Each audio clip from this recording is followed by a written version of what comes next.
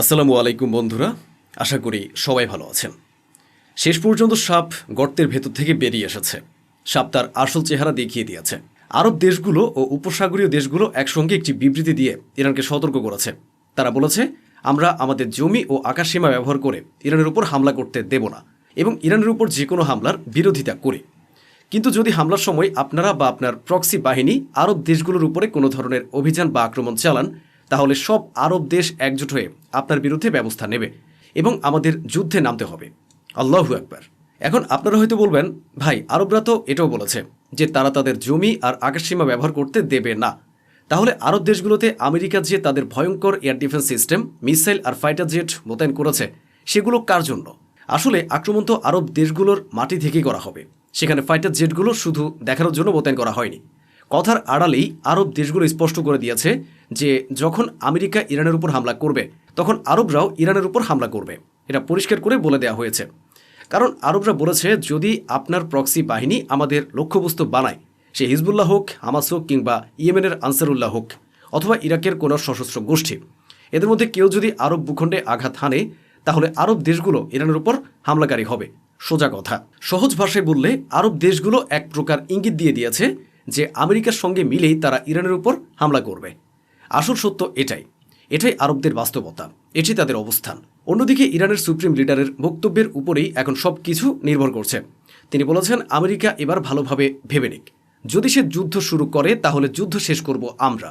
আর এই যুদ্ধ ছোটখাটো হবে না, এই যুদ্ধ পুরো অঞ্চলে ছড়িয়ে পড়বে। সুপ্রিম লিডার খুব একটা বড় কথা বলে দিয়েছেন। আর ইরানের সুপ্রিম লিডার যে কথা বলেছেন, আজকের দিনে সেটা প্রতিটি মানুষই বুঝবে। তিনি বলেছেন, আমেরিকা ইরানকে গিলে খেতে চায়, কারণ ইরানের কাছে বিপুল পরিমাণ তেল, বিপুল গ্যাস এবং প্রাকৃতিক সম্পদ রয়েছে। সে লুটে নিতে চায়, দখল করতে চায়। এ কারণে অজুহাতের পর অজুহাত তুলে আমেরিকা ইরানের উপর হামলা করতে চায়। এখন আপনারা জানেন গ্যাস আর তেলের পেছনে ডোনাল্ড ট্রাম্প কতটা পাগল। সাম্প্রতিক সময়ে ট্রাম্প ভেনেজুয়েলার উপর দখলদারির চেষ্টা করে সারা বিশ্বকে এর প্রমাণও দিয়েছেন। এক সাংবাদিক ট্রাম্পকে বলেছিলেন, ইরানের সুপ্রিম লিডার বলেছেন, যদি ইরানের উপর হামলা হয়, তাহলে পুরো অঞ্চলে যুদ্ধ ছড়িয়ে পড়বে।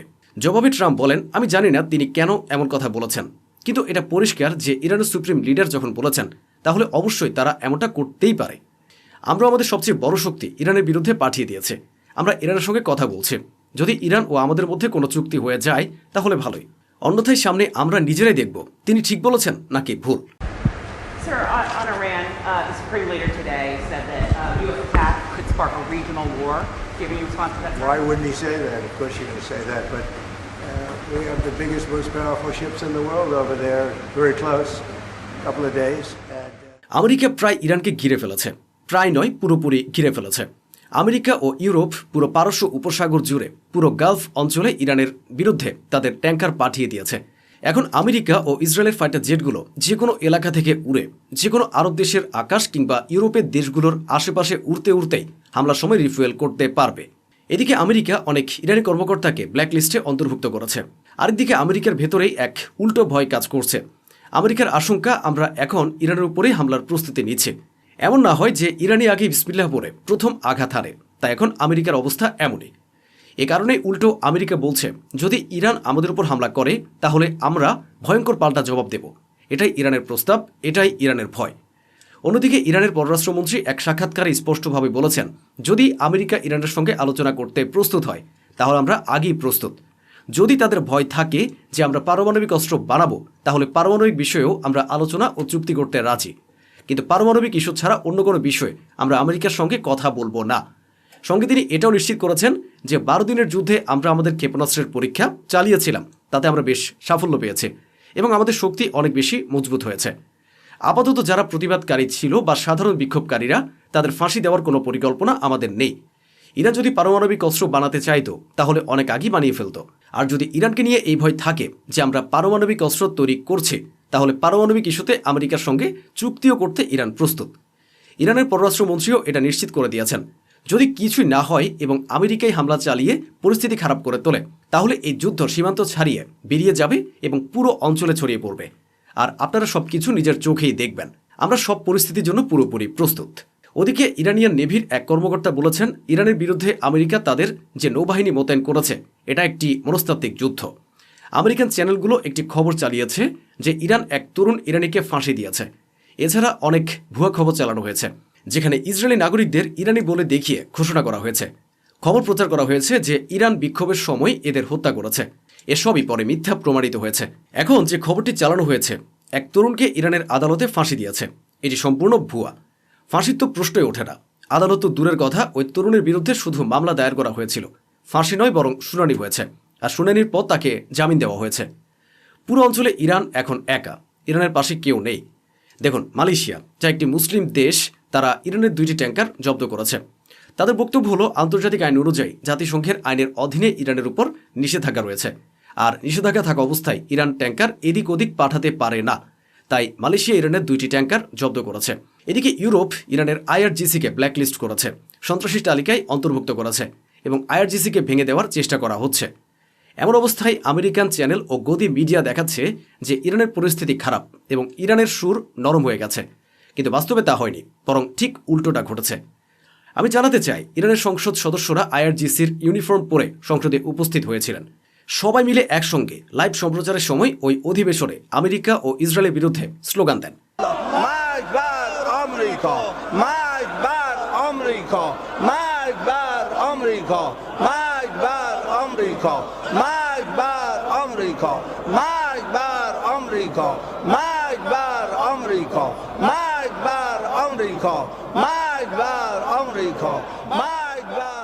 ইউরোপীয় ইউনিয়ন ইরানের আইআরজিসিকে সন্ত্রাসী তালিকায় অন্তর্ভুক্ত করেছে। এরপর আজকের তারিখেই ইরানের পার্লামেন্টও ইউরোপের সেনাবাহিনীকে সন্ত্রাসী তালিকায় অন্তর্ভুক্ত করেছে। টিট ফর ট্যাট, যেমন করেছ তেমনটাই পাবে। এর পরপরই প্রতিক্রিয়া দেখা যায়। জার্মানি ইরানের এই সিদ্ধান্তের নিন্দা করেছে এবং বলেছে ইউরোপের সেনাবাহিনীকে সন্ত্রাসী তালিকায় অন্তর্ভুক্ত করা ইরানের একটি ভুল পদক্ষেপ। ইরান ইউরোপ ও আমেরিকার প্রোপাগান্ডা ব্যর্থ করে দিয়েছে। দেখুন, একটি তালিকা প্রকাশ করেছে যেখানে বিক্ষোভে নিহত প্রায় 3000 জন মানুষের নাম রয়েছে। ইরানের বিরুদ্ধে লাগাতার প্রোপাগান্ডা চালানো হচ্ছিল যে ইরান 25,000 মানুষকে হত্যা করেছে, কিন্তু বাস্তবে নিহতের সংখ্যা প্রায় 3000। আর সেটাও এমন নয় যে তথ্য গোপন রাখা হয়েছে। যারা মারা গেছেন সবার বিস্তারিত তথ্য নামসহ একটি পাবলিক পোর্টালে জনসম্মুখে প্রকাশ করা হয়েছে। আরবরা বিশ্বাসঘাতক, তারা মুসলমানদের আপন নয়। আপনাদের অবাক লাগবে, আরব শাসক গোষ্ঠী চায় ইরানের সরকার পরিবর্তিত হোক। আমেরিকা ও ইসরায়েল যা চায়, আরবরাও সেটাই চায়। ইরানের সুপ্রিম লিডারকে সরিয়ে দেওয়া হোক, সরকারের পতন ঘটুক, সেখানে আমেরিকার পছন্দের মানুষকে প্রেসিডেন্ট বানানো হোক, ইসলামী সরকার ভেঙে দেওয়া হোক।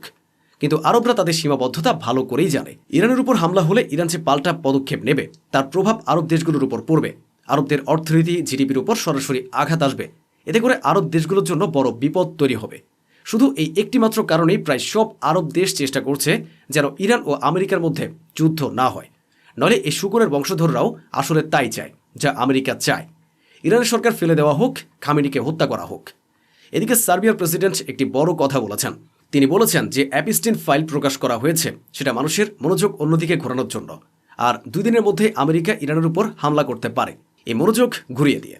অন্যদিকে ওমান উপসাগরে ইরানের গোয়েন্দা ড্রোন উড়তে দেখা গেছে। আমেরিকার অবস্থা খুব টানটান, অর্থাৎ প্রেসিডেন্টের জন্য ইরানের উপর হামলার সিদ্ধান্ত নিতে দ্বিধা তৈরি হচ্ছে। ডোনাল্ড ট্রাম্প আছেন, তিনি কথায় খুব তেজি, মুখে অনেক কথা বলেন, কিন্তু এখানে ইরানের ক্ষেত্রে শুধু কথার ফুলঝুরি কাজ করছে না। তিনি বেশ চিন্তায় আছেন। আপাতত শুধু মুখের কথা চলছে। তবুও আমেরিকার উপর ভরসা করাও ভুল হবে। কিন্তু এখন পর্যন্ত আমেরিকার সাহস হচ্ছে না ইরানের উপর হামলা করার। আইডিএফের এক কর্মকর্তা আমেরিকায় গিয়েছিলেন। তিনি আমেরিকার শীর্ষ কর্মকর্তাদের সঙ্গে বৈঠক করে ফিরে এসেছেন এবং মত দিয়েছেন যে আপাতত আমেরিকা ইরানের উপর হামলা করবে না, তবে আগামী কয়েক মাসের মধ্যে হামলা করতে পারে। এতে মনে হচ্ছে আমেরিকা এখনও ইরানের উপর হামলা করার মতো সাহস জোগাড় করতে পারছে না। কিন্তু অন্যদিকে এটাও বলা যেতে পারে, এই যে ইহুদি আইডিএফের ওই কর্মকর্তা এসেছেন, তিনি হয়তো গুজব ছড়াচ্ছেন দৃষ্টি ভ্রান্ত করার জন্য, যেন বলা যায় দেখুন এখনই হামলা হবে না, 1-2 মাস পরে হবে, তারপর আপনি নিশ্চিন্তে বসে থাকব, আর ধোঁকা দিয়ে আমেরিকা হঠাৎ হামলা চালিয়ে দেবে। কিছুই স্বাভাবিক নয়, সব কিছুই হতে পারে। সারা বিশ্বের, বিশেষ করে আমেরিকা, ইসরায়েল, ব্রিটেন, জার্মানি ও ফ্রান্সের নজর এখন ইরানের মিডিয়া চ্যানেলগুলোর দিকে। ইরানের উপস্থাপকরা ও মিডিয়া তাদের ক্ষেপণাস্ত্রের পাল্লা দেখাচ্ছে, যার আওতায় রয়েছে সব আরব দেশ আর আমেরিকা ও ইসরায়েলের সব এয়ারবেস ও সামরিক এলাকা। এর মানে একেবারে পরিষ্কার, এবার ইরান বড় খেলা খেলতে চাইছে। নইলে ইরান চাইলে নিজেদের টিভি চ্যানেলগুলোকে নির্দেশ দিতে পারত এ ধরনের কিছু দেখাবেন না, যাতে আমেরিকা ও ইসরায়েল উস্কে না ওঠে। কিন্তু প্রেস টিভি থেকে শুরু করে ইরানের ছোট বড় সব চ্যানেল ক্ষেপণাস্ত্রের রেঞ্জ দেখিয়ে আমেরিকা ও ইসরায়েলকে কার্যত চ্যালেঞ্জ ছুড়ে দিচ্ছে। ইরানের বিরুদ্ধে আমেরিকার নৌবাহিনী কত শক্তি নিয়ে মোতায়েন আছে একটি পোস্টারই দেখে নিন। একটি এয়ারক্রাফট ক্যারিয়ার, ডজনখানেক যুদ্ধজাহাজ, শত শত ডেস্ট্রয়ার, তার সঙ্গে আরও ডজনখানেক ট্যাঙ্কার ও ফাইটার জেট, সব মিলিয়ে ইরানের 4 দিক ঘিরে মোতায়েন। মনে রাখবেন, আমেরিকা তার ইতিহাসে এই প্রথম কোনো দেশের বিরুদ্ধে তার নৌশক্তি পুরোপুরিভাবে এভাবে মোতায়েন করেছে। পারস্য উপসাগরে ইরান ঘোষণা করেছিল যে তারা সামরিক মহড়া চালাবে। এরপর আমেরিকা ইরানকে সতর্ক করে দেয়, তোমরা পারস্য উপসাগরে কোনো সামরিক মহড়া চালাবে না। কিন্তু ইরান শিখে গেছে মিথ্যাবাদীদের সঙ্গে কিভাবে মোকাবিলা করতে হয়। ইরান আমেরিকাকে বলেছে, না না, আমরা তো কোনো ড্রিলই করছি না। কে বলছে আপনাদের? না না, আমরা কোনো ড্রিল করছি না। তার পরদিন কি হলো? পরদিন ইরান ছবি প্রকাশ করে দিল, দেখুন পারস্য উপসাগরে আমরা ড্রিল করছি, এই ছবি। সেখানে ইরানের ক্ষেপণাস্ত্র উৎক্ষেপণ হতে দেখা যাচ্ছে। এমনকি একাধিক ভিডিও প্রকাশ করা হয়েছে, যার ভেতরে পারস্য উপসাগরে ইরান তাদের ভয়ঙ্কর সামরিক শক্তি প্রদর্শন করছে। অর্থাৎ একদিকে ইরান আমেরিকাকে বলে দিল আমরা কোনো ড্রিল করছি না, আর অন্যদিকে ভিডিও প্রকাশ করে দিল, হ্যাঁ আমরা ড্রিল করছি, যা করার করো। কি বা করতে পারবে? কি দারুণ ব্যাপার।